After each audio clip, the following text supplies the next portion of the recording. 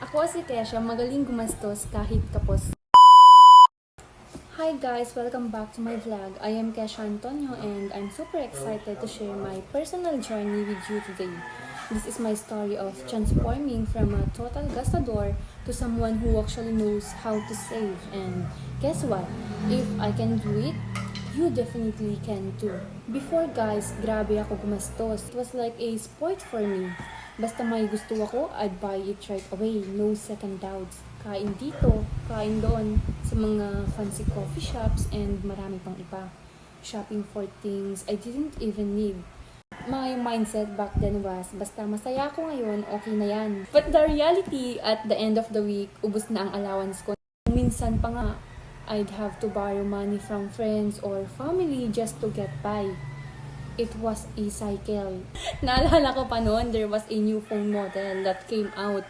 My current phone was perfectly fine, working well, no issues at all, but because it was new, gusto ko rin. So I save up my allowance and some extra money. Pinilit kong bilhin yon. After buying it, I realized, wait, is this really that different from my old one? It wasn't. It was just an impulse buy. It was just an impulse buy, a desire to have the latest and greatest, and that's when I started to think, may mali yata sa ginagawa ko. Then one day, it hit me. I had this light bulb moment. I started asking myself, what if I get sick? How will I help my family if they need me? Those questions really opened my eyes. Doon ko na-realize na I desperately needed to change. I needed to save for my future, for emergencies, and for my dreams. It wasn't easy, but I started small. First, I made a budget. I literally listed down all my expenses and income to see saan napupunta ang pera ko. It was shocking. Then I consciously started cutting down on unnecessary expenses, less coffee, shop visits, and less impulse online shopping. I also look for ways to earn extra income, like doing online tasks or selling some pre-love items. Slowly but surely, unti-unti, nakakapag-ipon ako. It felt so good to see my savings grow, even if it was just a little bit at first. For those of you who want to start your own saving journey, I want to share some practical tips that really help me. These are simple steps, but they make a huge difference. First, gumawa ka ng budget at sundin ito.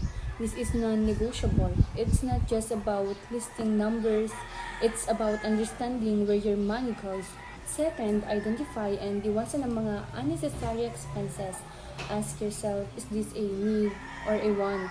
That daily fancy coffee, the new gadget you don't really need, those are often wants that can eat up your potential savings.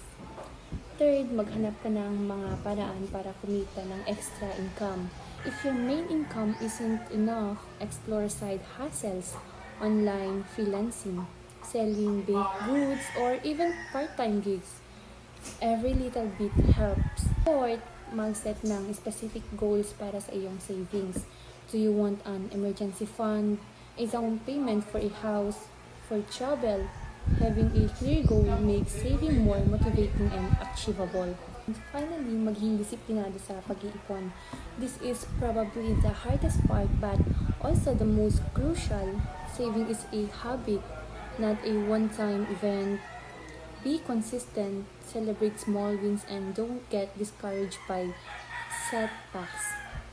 So to all of you watching, I truly encourage you to start saving ngayon na. Don't wait for tomorrow. Don't wait for the next month. Begin today, even with a small amount. If a former gastador can transform into a saver, you can absolutely do it too. Let's work together to achieve our financial dreams and secure our future.